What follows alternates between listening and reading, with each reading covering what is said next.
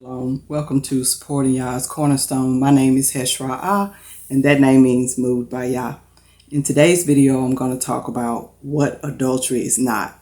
In last week's video, I defined adultery according to the word of Yahweh, the God of Abraham, Isaac, and Jacob, and also the God that spoke to Moshe, just to be even more specific than that, according to his words. And today I'm going to talk about what adultery is not according to Yah's word, also according to the Torah and Tanakh. Otherwise, in other words, the Bible. So these are not my definition. It's not my thoughts, as far as that's concerned. It's the information that the Creator allowed to be left to us to go by. So first, I'm going to start by reading the definition of adultery, by reading it in the Merriam-Webster Deluxe Dictionary. So I'm going to start by reading what this society defines adultery as. So this is the dictionary that I'm using, the Merriam-Webster's Deluxe Dictionary. So when you look in that dictionary, and you probably can use any Webster dictionary or any dictionary, it says adultery, voluntary sexual intercourse between a married man and someone other than his wife, or between a married woman and someone other than her husband. So that's the word adultery, the meaning of adultery as defined by the Webster's Dictionary, which has been written and revised over the years since the 1800s, when the Webster Dictionary was first created. I think 1700s or 1800s. And so this definition of adultery is according to what this society we live in believes that it is. Okay, not according to the word of Yah. And so one portion of this definition is true, because a married woman, sexual intercourse between a married woman and someone other than her husband is adultery. That portion of that definition does agree with the word of Yah. But the other portion does not agree with the word of Yah. In other words, the first definition is not according to what Yah told Moses. So voluntary sexual intercourse between a married man and someone other than his wife. That portion of that definition, given in the Webster Dictionary, is not right according to what Yah told Moses. What Yah told Moses to tell Israel. So that definition is incorrect. This is not adultery according to Yah or Israelite culture. So one part of that definition is true, and of course one other portion is untrue according to the word of Yah.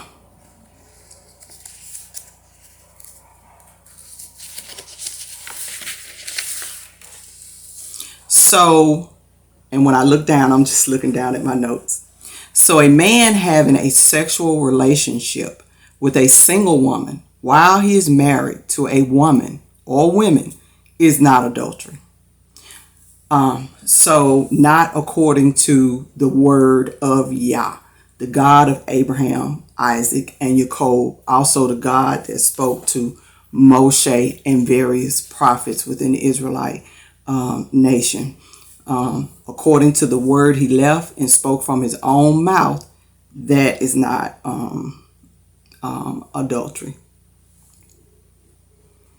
I found this to be true according to the thoughts of Yah and his law written in the Torah and Tanakh, or what we know of as the Bible. And when I say I found this to be true according to that, I'm talking about what I just spoke of. A man having more than one woman is not adultery according to the Bible. There are many instances in the Bible that gave Yah the opportunity to say a man having more than one woman or wife is wrong. And so there were many opportunities where Yah could have said, okay, you having more than one wife or being sexually involved with more than one woman is wrong. But you don't see where the Creator ever said that as it pertained to a single unmarried woman. As long as the things were done in order and in the right way, Yah didn't have an issue with that.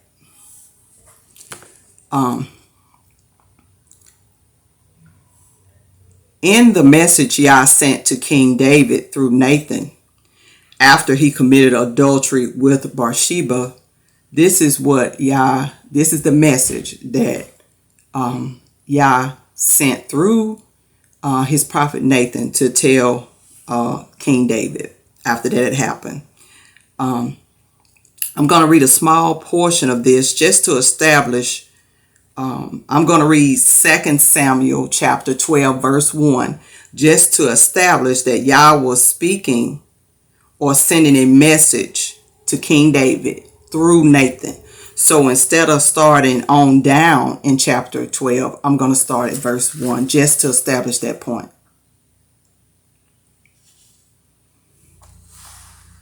And Yah sent Nathan unto David. And Yah sent Nathan unto David. I'm not using the word Lord because that could be anybody or any deity. So that's why I'm saying Yah for those who may watch this video and don't know that. But so in that first little part of 2 Samuel chapter 12 verse 1, that first little part, then it's established that Yah is sending this message to King David through his prophet Nathan.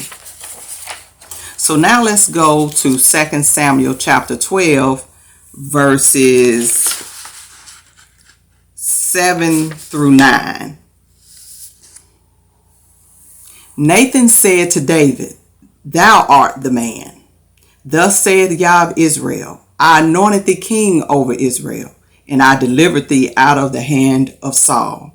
And I gave thee thy master's house and thy master's wives into thy bosom, and gave thee the house of Israel and of Judah. And if that had been too little, I would moreover have given unto thee such and such things.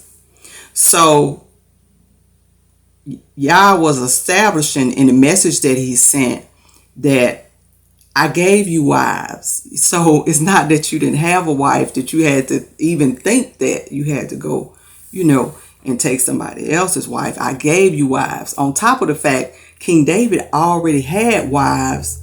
He already had more than one wife before Saul passed away. So Yah allowed him to have the wives that King Saul left behind after his death. That was just more wives to go along with the wives he already had, because he married several women while he was on the run from Saul. He was establishing relationships, having marriages and also having children while he was on the run from Saul. And so Yah allowed him to have even, more wives added to his family. On top of the wives he already had. And so he's establishing that. And he says, and the message Yah sends through Nathan to King David is that if all of that was not enough, I would have given you even more. If you felt like you needed more room in a house, if you wanted additional women added to your family, then I would have done that for you. In other words, what he would have said. You didn't have to go and take another man's wife. Verse 9. Wherefore hast thou despised the commandment of Yah, to do evil in his sight? Thou hast killed Uriah the Hittite with the sword, and hast taken his wife to be thy wife, and hast slain him with the sword of the children of Ammon. Now, if it was just wrong for King David to have more than one wife, then he could have easily, in verse 8, sent the message that let David know that I want him to get rid of all these extra wives he had. That's a sin against me. So, or he could have told him, you're welcome to keep these, but I'm not allowing a man to have more than one wife anymore, so don't do that anymore. So you don't see where Yah says that or sends that message at all. And he could have easily sent that message at that time, but he didn't. And then the message Yah sends through Nathan is very, very clear, is that you killed Uriah so you could make his wife your wife. So the issue is still not him having more than one wife. The issue is that you took somebody else's wife, which is what adultery truly is, one of what adultery truly is. And then so I'm going to skip down to verse 11. And it says, thus saith Yah, behold, I will raise up evil against thee out of thine own house, and I will take thy wives before thine eyes, and give them unto thy neighbor, and he shall lie with thy wives in the sight of the sun. So in other words, he's saying, you took a man's wife secretly and privately, but I'm going to make sure that some of your wives are taken, and it's going to be openly known. Okay? And so, in other words, Yah was establishing that King David, you're going to reap what you have sown. What you did to somebody else is going to be in secret, is going to be done to you openly. And so, Yah could have easily said then, too, that it's wrong for you to have these wives anyway. But Yah didn't say that. He didn't say that. And keeping in mind, King David Yah didn't take away all his wives. If I remember correctly, he took 10. So he still had 10 of his wives committed adultery. They were forced into it by his son, if I'm remembering correctly, by his son. So it was 10 that were forced into committing adultery when his son tried to take over his position. And so he still had wives left outside of that 10. Okay. And so I'm just establishing that fact too, because, Yah allowed him still to have more than one wife.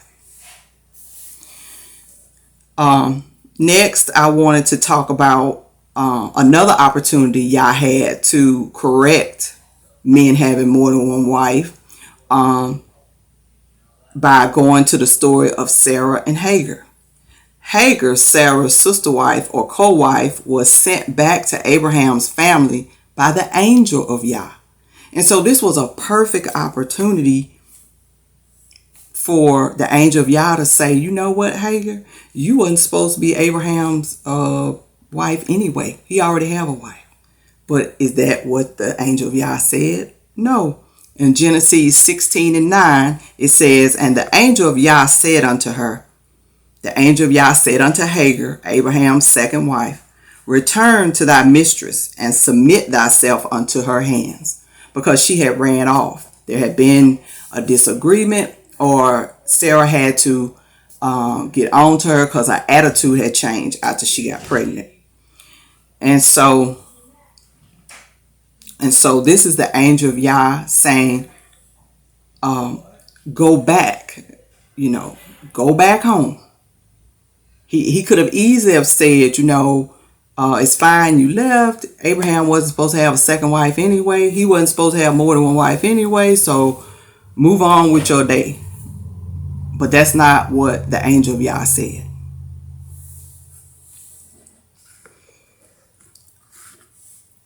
So these are just two instances in the Bible that Yah had the opportunity to change that if he wanted, to change a man having more than one wife if he wanted, to make that a sin or wrong. He could have easily changed that at those points, and he didn't. Also, I want to go to just a couple of laws in the Bible that are pertaining to a man having more than one wife. And if having more than one wife was wrong, there would be no need for any laws pertaining to it, because it would be wrong. And basically you would have a law just saying maybe, a man cannot have more than one wife, or or something surrounding that. But there are actually laws in the Bible, in the so-called Old Testament, pertaining to that. I said that the way I said it because sometimes I don't like to use the word Old Testament. Sometimes I'll say Yah's Testament, but for the sake of just having a clear understanding of what I'm talking about. So, laws were created to help govern multiple marriage or polygamy. One of those is Exodus 21:10. It says, if he, and talking about, a man, if a man take him another wife, her food, her raiment, talking about her clothing, and her duty of marriage, talking about sexual relations, intimate relations, shall not diminish. So in other words, this is saying, if a man, that was Exodus 21:10. So basically it's saying if you have, if a man marry another woman, he still has the basic responsibilities and obligations to the wife or woman he already has. Yah is a God that takes responsibility for his creation, and he lives by integrity, truth, and decency. And he created our leadership, our men, to be the same, and us as women as well. And so that's something important. Yah is responsible. He's a responsible God, a responsible ruler. And he wants men to be the same. He wants his creation to be the same. But he put men in leadership over his creation. And yes, he wants them to be responsible. Yah created many nations. Okay? Many nations. And he takes care of all those nations. Even when you hear about droughts, you really rarely hear about a drought to the point of a whole nation has starved to death. So what does that mean? That means that Yah feeds the Chinese, he feeds the Japanese, he feeds the Indians, he feeds the so-called Native American, he feeds and I say so-called because I'm not quite sure what they actually called their nation originally. But he feeds the African nations, the Germans, the Russians, Mexicans. Just about every nation eats and benefits from the rain and from the nutrients in the earth that Yah put there. You hadn't heard of, probably in a long time or ever in your lifetime, of a whole nation starving to death because there was absolutely no food or rain, provided to them. Yah provides to those of us who serve him, and he provides to all the many nations, including our people, that don't serve him. And so, in other words, Yah created these nations and he provides for all of them, including his chosen nation that he chose to carry and represent his word, the Hebrew Israelites, which is our nation. And so, what Yah asks a man to do, he does himself. He has more than one nation and he takes responsibility for that. Yah's expectation is that man is responsible for his sexual partners and any children that may come from those relationships. And that is only right. That is only right. And, I don't oftentimes, who knows why the Creator created it that way? It doesn't really matter, because He's the Creator. He created things how He wanted them. And when we create things however we want, If Yah's will, I'm about to start adding some clothes to my wardrobe, and I'm going to sew those clothes myself, and I'm going to sew those clothes according to how I want them. I'm going to sew what I want, how I want it, And so as the creator of that clothing, I can do that. Well, just like Yah created men and women, and for whatever reason, He decided that it was okay for a man to have more than one wife, more than one woman, if he wanted to.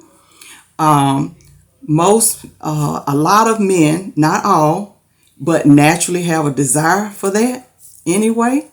And the Creator created that, that way.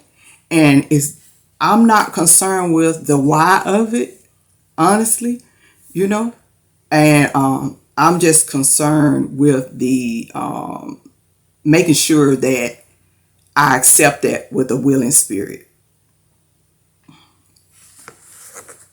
And I flow along with how Yah naturally has things, that I'm in accord with Him. One more law concerning a man having more than one wife. Once again, if it was wrong, this was the perfect time to say so, instead of creating a law concerning it. And that's in Deuteronomy 21, verse 15 through 16. Deuteronomy 21, verse 15 through verse 15 through 17. I'm sorry. If a man have two wives, one beloved and another hated, and they have borne him children, both the beloved and the hated, and if the firstborn son be hers that was hated, then it shall be, when he maketh his sons to inherit that which he hath, that he may not make the son of the beloved firstborn before the son of the hated, which is indeed the firstborn. So the Creator wants the father or this husband of the family to be fair.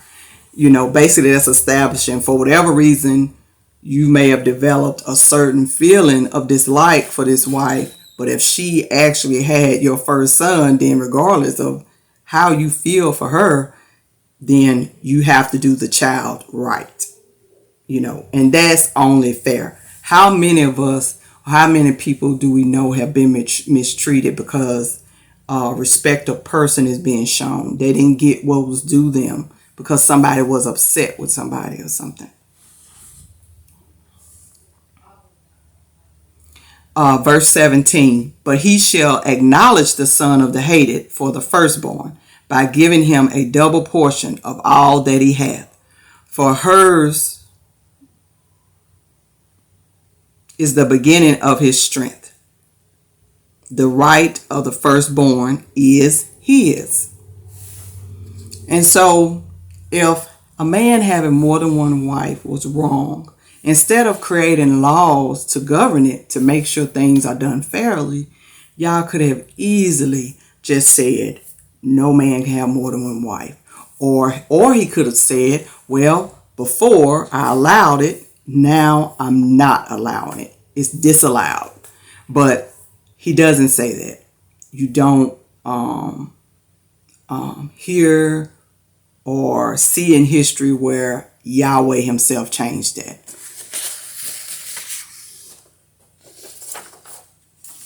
As a people and a sisterhood, over time, we accepted marriage, adultery, and other things as it was defined to us by the places we lived and their culture and their thinking. That's something that's important to remember. As Hebrew Israelites, we know that we were scattered all over the earth. And we currently too, most of us live in other people's lands that we don't have control of. We don't run it. We've been living, and before we knew Yah, we lived according to whatever was going on, whatever we chose within that land. Most of the definitions of things and whatever cultural, whatever the places we were, whatever culturally things they accepted, a lot of times that's what we accepted. And some of these things were not according to Yah and not according to the culture that Yah gave to us. So that is something to remember. So how we marry, for a lot of us, has been defined by wherever we are, not according to Yah's thought or thinking. And so that's something to remember. Adultery has been defined to us by what Mr. Webster or whatever people revises his dictionary throughout the decades, whatever they said that it was, or whatever this culture accepted. And we live by the definitions and the ideas of things. We make our decision off of it. Just to give a short example, and I'm not going to try to be long. Right now, whether you're a man or woman is being redefined. Okay. It's already been defined by the Creator, but now it's being redefined. Okay. And so the challenge for our children and for us in the future, will we continue to accept Yah's definition of a man and what Yah's definition of a woman? Okay. There are also other things that are being decided on too that's popular today. So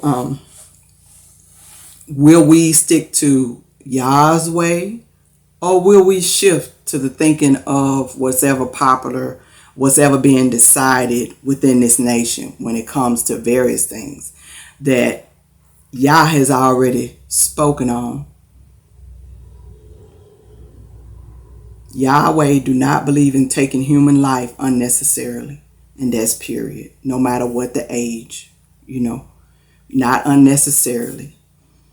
But you have people fighting for the rights to take a human life.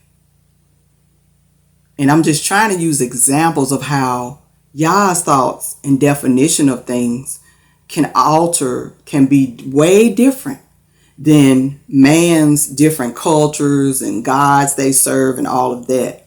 And so then we have a choice to make what we're going to live by in our life. In Isaiah 55:8, it says,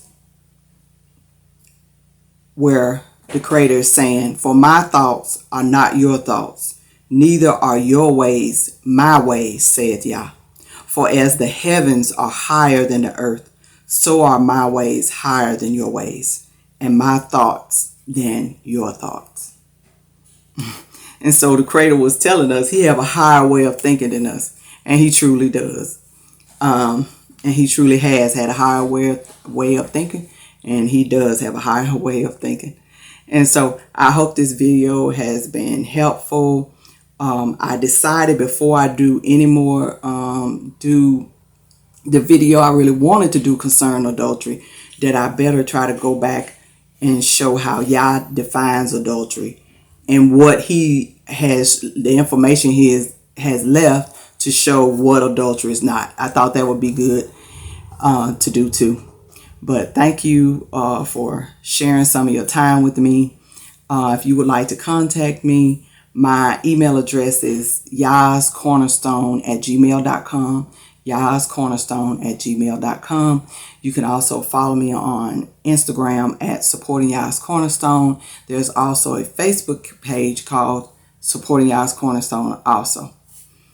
Thank you for your time. Shalom, shalom.